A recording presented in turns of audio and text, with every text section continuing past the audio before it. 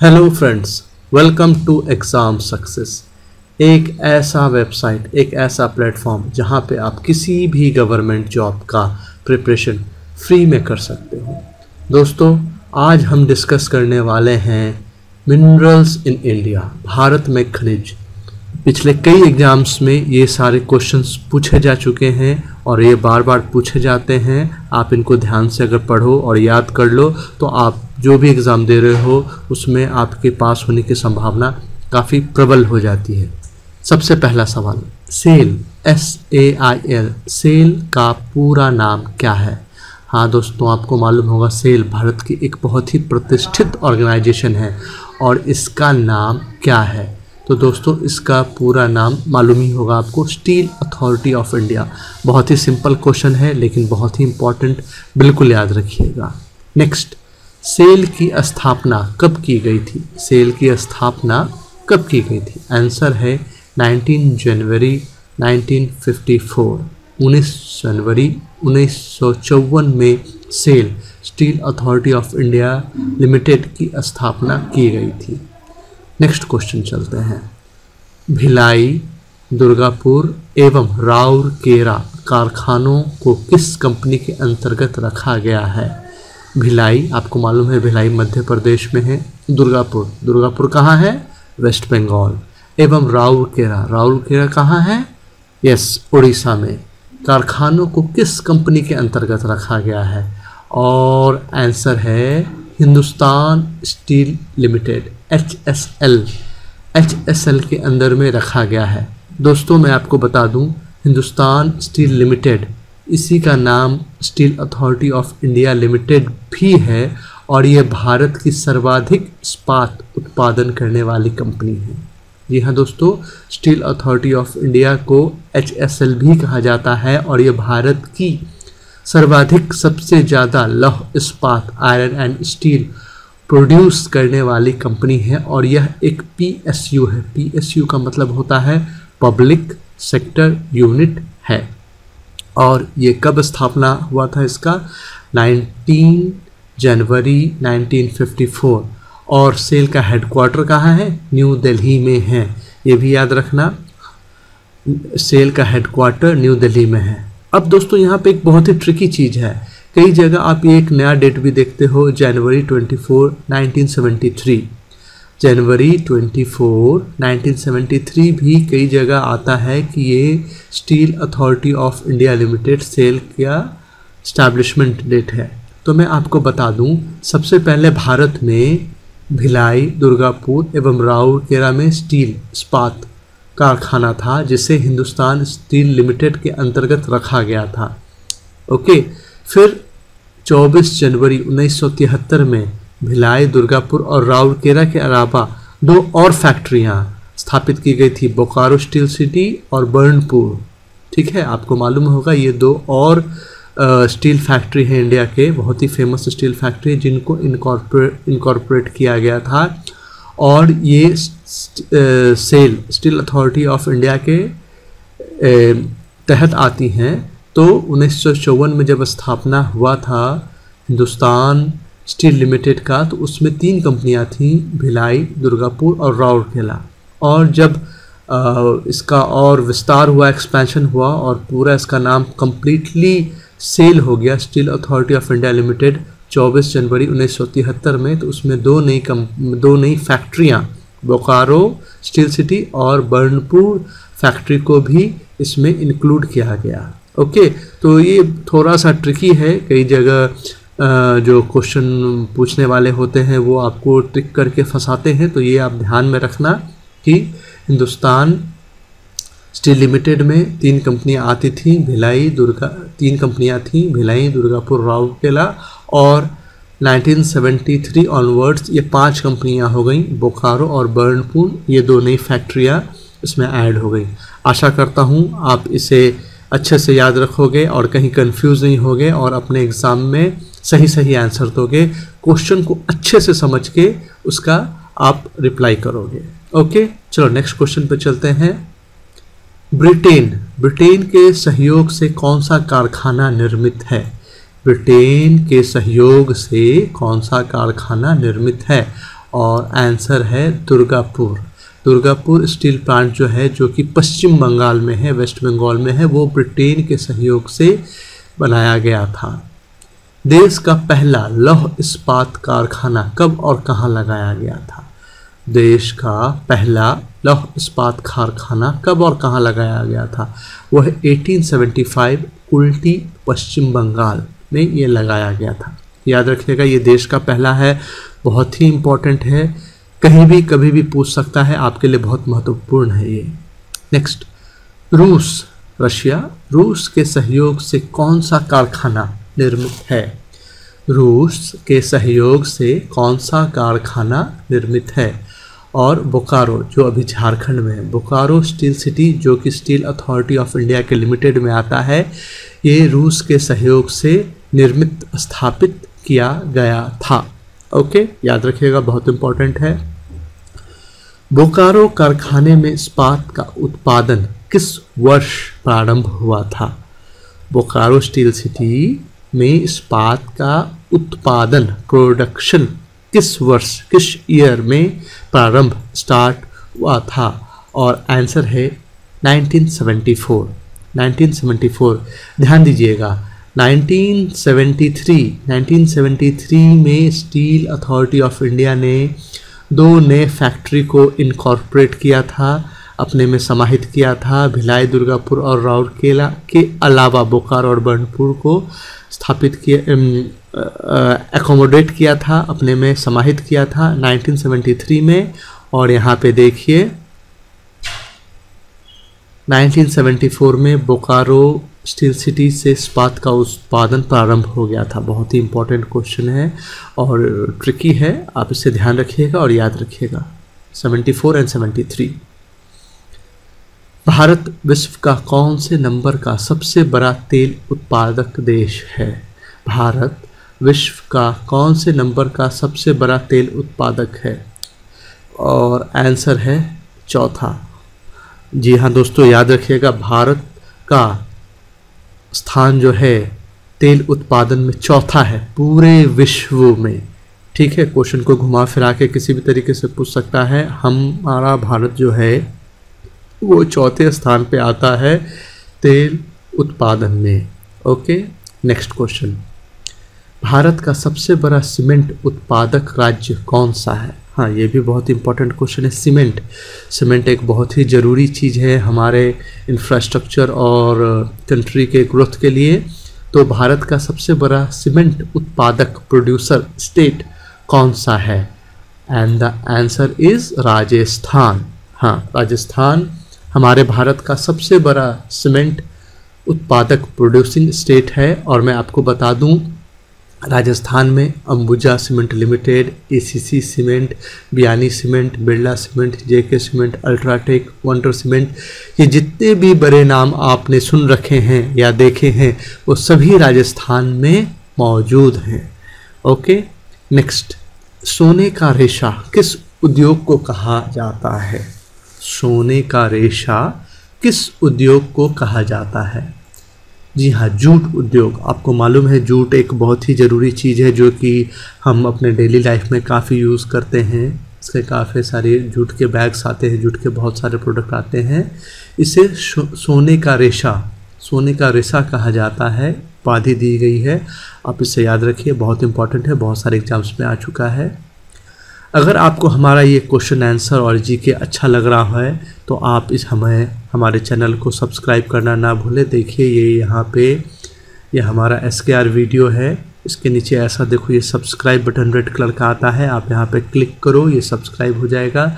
उसके बाद आप यहाँ पे लाइक कर सकते हो, हमारे वीडियो को लाइक करो। और आपके जो भी डाउट्स क्वेरी है, यहाँ देखो कमेंट बॉक्स है नीचे, लाइक के बाद नीचे आओगे तो यहाँ पे कमेंट बॉक्स है। आपके जो भी क्वेश्चन है, क्वेरी है, वो आप यहाँ पे लिख के हमें भेज दो। जो भी आपको दिल में आता है वो लिख के भेज दो, हमारे जो भी एक्सपर्ट हैं वो उसे रिस्पॉन्ड करेंगे। नेक्स्ट क्वेश्चन है, भारत में सबसे अधिक कोयला किस राज्य में पाया जाता है? भारत में सबसे अधिक कोयला किस राज्य में पाया जाता है? भारत में सबसे अधिक कोयला झारखंड में पाया जाता है। Okay, next question, Rourkela steel कारखाना किस देश के सहयोग से निर्मित है? राउरकेला स्टील कारखाना, राउरकेला स्टील प्लांट किस देश के सहयोग से निर्मित है? और आंसर है जर्मनी। जी हाँ, जर्मनी के सहयोग से राउरकेला स्टील कारखाने का निर्माण किया गया था। भारत में खनिज तेल भंडार किस प्रकार के चट्टानों से पाया जाता है?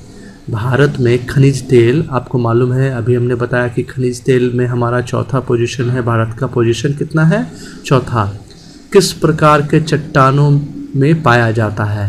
और आंसर है अवसादी चट्टानों में, सेडिमेंट्री रॉक्स। भारत में जो भी खनिज तेल है वो अवसादी चट्टानों या सेडिमेंट्री रॉक्स में पाए जाते हैं। ओके, नेक्स्ट, रूस के सहयोग से दूसरा कौन सा कारखाना निर्मित है? रूस के सहयोग से, पहला तो बोकारो था, दूसरा कौन सा है? दूसरा है भिलाई, जो छत्तीसगढ़ में है। जी हाँ, भिलाई छत्तीसगढ़ में जो है वो रूस के सहयोग से निर्मित किया गया है। पहला कारखाना बोकारो था और दूसरा भिलाई है, जो कि रशिया के सहयोग से बनाया गया है। नेक्स्ट, भारत में सर्वप्रथम खनिज तेल का वास्तविक उत्पादन कहाँ हुआ था? भारत में सर्वप्रथम, सबसे पहले खनिज तेल का वास्तविक उत्पादन कहाँ हुआ था? और आंसर है दिग्बोई, आसाम। बहुत ही आसान और बहुत ही इम्पोर्टेंट क्वेश्चन है, बिल्कुल याद रखिएगा। दिग्बोई, आसाम में भारत का सर्वप्रथम, सबसे पहला खनिज तेल का वास्तविक उत्पादन हुआ था। निजी क्षेत्र में स्टील का कौन सा कारखाना निर्मित है? निजी क्षेत्र में मैंने पहले चर्चा किया था PSU का, पब्लिक यूनिट का, और ये निजी क्षेत्र का मतलब हो गया प्राइवेट। निजी क्षेत्र मतलब प्राइवेट। और आंसर है TISCO, Tata iron and steel company. Tata iron and steel company, ये भी एक स्टील प्लांट है, स्टील फैक्ट्री है जो टाटा द्वारा संचालित है। और टाटा एक प्राइवेट सेक्टर है। अभी तक जो हम डिस्कस कर रहे थे, जैसे कि आप फिर से देखो, ये भिलाई, दुर्गापुर, राउरकेला, बोकारो, बर्नपुर, यहाँ ये जो सारे स्टील फैक्ट्री हैं वो PSU, पब्लिक सेक्टर यूनिट है, जो कि सभी गवर्नमेंट, सेमी गवर्नमेंट आप बोल सकते हो, वो पब्लिक सेक्टर यूनिट है। बट ये जो टिस्को है, ये निजी क्षेत्र, मतलब ये प्राइवेट सेक्टर यूनिट है। ये गवर्नमेंट, ये पब्लिक सेक्टर में नहीं आता, ये प्राइवेट सेक्टर यूनिट है। ओके, टिस्को की स्थापना कब की गई थी? टिस्को की स्थापना कब की गई थी? आंसर इज 1907, 1907 ईस्वी में टिस्को की स्थापना की गई थी। नेक्स्ट क्वेश्चन, काई कूलर खनिज तेल किस नदी घाटी क्षेत्र में है? काई कूलर खनिज तेल किस नदी घाटी के क्षेत्र में है? और आंसर है कृष्णा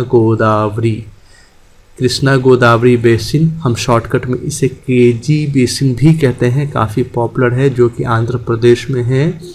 वहाँ पे काई कूलर खनिज तेल नदी घाटी क्षेत्र में आता है, कृष्णा गोदावरी नदी क्षेत्र में आता है, KG बेसिन क्षेत्र में आता है। याद रखिएगा, बहुत इंपॉर्टेंट है ये। नेक्स्ट, लौह अयस्क सबसे अधिक किस राज्य में पाया जाता है? लौह अयस्क, आयरन ओर, सबसे ज़्यादा मैक्सिमम किस स्टेट में पाया जाता है? किस स्टेट में पाया जाता है? And the answer is Jharkhand. Jharkhand जो है सबसे बड़ा प्रोड्यूसर है आयरन ओर, लौह अयस्क का, याद रखिएगा। नेक्स्ट, मंगला नामक तेल कुआं किस राज्य में है? मंगला तेल कुएं का नाम है, वो किस स्टेट में है? और आंसर है राजस्थान। जी हाँ, राजस्थान में मंगला नामक तेल कुआं है, याद रखिएगा, बहुत इंपॉर्टेंट है। नेक्स्ट, झारखंड व उड़ीसा राज्यों से देश का कितना प्रतिशत लौह प्राप्त किया जाता है? अभी थोड़ी देर पहले हमने देखा था झारखंड जो है भारत का सबसे बड़ा लौह अयस्क उत्पादन करता है, और उसके बाद उड़ीसा है। तो झारखंड और उड़ीसा दोनों मिलके देश का, मतलब भारत का कितना प्रतिशत लोहा प्रोड्यूस करता है? And the answer is 75%। हाँ दोस्तों, ये एक बहुत ही बड़ी राशि है। 75% भारत का जो लौह अयस्क है, आयरन ओर है, वो झारखंड और उड़ीसा से ही आता है, याद रखिएगा। नेक्स्ट, भारत की सबसे महत्वपूर्ण यूरेनियम खान कहाँ है? The most important uranium mines of India is situated at, कहाँ पे ये स्थित है? और आंसर है जादूगोढ़ा। जादूगोढ़ा जो है ये झारखंड के पूर्व सिंहभूमि जिले में एक शहर है जहाँ भारत का सबसे महत्वपूर्ण यूरेनियम माइंस खान है, याद रखिएगा, जादूगोढ़ा। और ये जादूगोढ़ा कहाँ है? झारखंड के पूर्वी सिंहभूमि क्षेत्र में है। ओके, बहुत ही इंपॉर्टेंट है, याद रखिएगा। ये यूरेनियम का सबसे बड़ा खान है, जादूगोढ़ा, झारखंड के पूर्वी सिंहभूम जिले में। नेक्स्ट, जवार खादान। जवार खादान किस खनिज के लिए प्रसिद्ध है? हाँ दोस्तों, जवार खादान किस खनिज के लिए प्रसिद्ध है?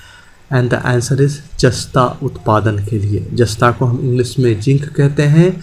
और आप ये जान लो, जवार खान जो है ये माइंस जो है राजस्थान में है। जवार is the name of a mines, Khan का नाम है। ये राजस्थान में लोकेटेड है, सिचुएटेड है, और ये जिंक जस्ता उत्पादन के लिए बहुत बहुत बहुत प्रसिद्ध है, याद रखिएगा। नेक्स्ट है लिग्नेटाइट।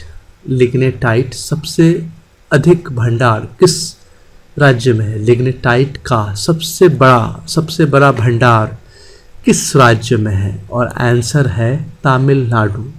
तमिलनाडु में है। लिग्नेटाइट एक निकृष्ट वर्ग का पत्थर कोयला है, लोएस्ट क्वालिटी का पत्थर कोयला है, और ये सबसे बड़ा भंडार इंडिया में तमिलनाडु में है। और मैं आपको बता दूं, दुनिया में लिग्नेटाइट का सबसे बड़ा उत्पादक जर्मनी है। Germany is the biggest producer of lignite coal in the world, याद रखिएगा। और लिग्नेटाइट क्या है? ये सबसे लो क्वालिटी, निकृष्ट, निम्न वर्ग का पत्थर कोयला है। ओके, और इंडिया में इसका सबसे बड़ा भंडार कहाँ है, किस राज्य में है? तमिलनाडु में। और वर्ल्ड में सबसे बड़ा प्रोड्यूसर कौन है? जर्मनी।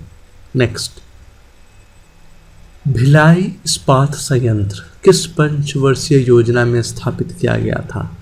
भिलाई का जो स्टील प्लांट है वो किस पंचवर्षीय योजना में स्थापित किया गया था? और आंसर है द्वितीय पंचवर्षीय योजना में, सेकंड पंचवर्षीय योजना में। यह भारत का पहला इस्पात उत्पादन संयंत्र है तथा मुख्यतः रेलवे का उत्पादन करता है। इस संयंत्र की स्थापना सोवियत संघ की सहायता से 1955 में हुई थी। ये हमने पहले भी डिस्कस किया था अभी थोड़ी देर पहले। भिलाई इस्पात कारखाना जो है भारत का पहला फर्स्ट स्टील प्लांट है, याद रखिएगा। भारत का फर्स्ट स्टील प्लांट भिलाई है। ये द्वितीय पंचवर्षीय योजना में स्थापित किया गया था और स्थापना का वर्ष है 1955 और यहाँ मुख्यतः रेल का उत्पादन किया जाता है। रेल के जो पार्ट पुर्जे बनते हैं उनमें जो लोहे का प्रयोग होता है भिलाई स्टील प्लांट में ही होता है। बहुत ही इंपॉर्टेंट क्वेश्चन है, बहुत ही ज़रूरी है, बिल्कुल ध्यान में रखिएगा, बिल्कुल मत मिस कीजिएगा। Next, Hindustan steel limited HSL की स्थापना कब की गई थी? देखो मैं क्वेश्चन रिपीट कर रहा हूँ, देखता हूँ आपको याद है या नहीं। और हाँ, 1953 में हिंदुस्तान स्टील लिमिटेड की स्थापना की गई थी। इसमें कौन से 3 कंपनी हैं बताओ? अगर मालूम नहीं है तो पीछे जाके देखो, मैं आपको अभी बताऊंगा नहीं। इसमें सबसे पहले कौन से 3 कंपनी थे और बाद में इसमें 2 कंपनी और जोड़े गए और इसका नाम चेंज हुआ। और वो 2 फैक्ट्रीज कौन है वो आप पीछे जाके वीडियो में देखो, अगर याद नहीं है तो। याद है तो बहुत अच्छा। नेक्स्ट, बर्नपुर में इंडियन आयरन एवं स्टील कंपनी की स्थापना कब की गई थी? बर्नपुर एक जगह का नाम है, में Indian iron and steel company की स्थापना किस वर्ष की गई थी? और आंसर है 1918। और बर्नपुर कहाँ है? पश्चिम बंगाल, वेस्ट बंगाल। और IISCO is a steel plant of a SAIL. Indian Iron Steel Company.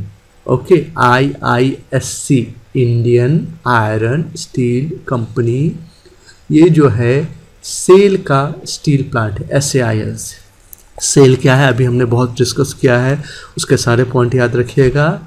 ये बर्नपुर में स्थित है IISCO Indian iron steel company, जिसकी स्थापना पश्चिम बंगाल के बर्नपुर जिले में हुई थी। और कब हुई थी?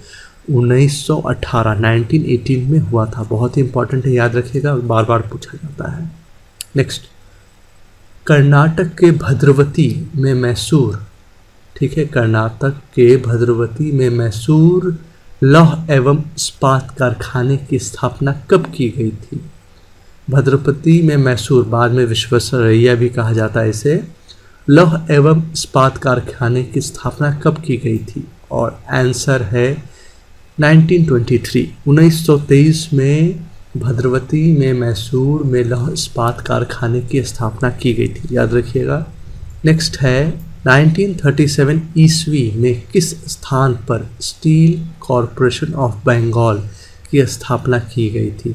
सवाल फिर से सुनिए, 1937 में किस स्थान, किस जगह पे स्टील कॉरपोरेशन ऑफ बंगाल की स्थापना की गई थी?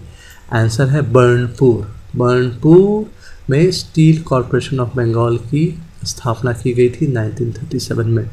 तो बर्नपुर बहुत ही महत्वपूर्ण जगह है, यहाँ पे काफ़ी सारे स्टील का फैक्ट्रियाँ हैं। तो ये जो भी क्वेश्चन मैंने आपको बताया है, ये सारे क्वेश्चन बहुत ही इंपॉर्टेंट है, आप इनको बहुत ही अच्छे से याद कर लो, रिवाइज कर लो, कंठस्थ कर लो। आप कोई भी एग्ज़ाम दे रहे हो, कैसा भी एग्ज़ाम दे रहे हो, डेफिनेटली ये क्वेश्चन घुमा फिरा के आएंगे ही आएंगे, आते ही आते हैं। अगर आप इन्हें अच्छे से याद करते हो तो आपका एग्ज़ाम क्लियर करने का, एग्ज़ाम पास करने का संभावना बहुत बहुत बहुत बढ़ जाता है। इसे मिस मत करना। Thank you and good luck.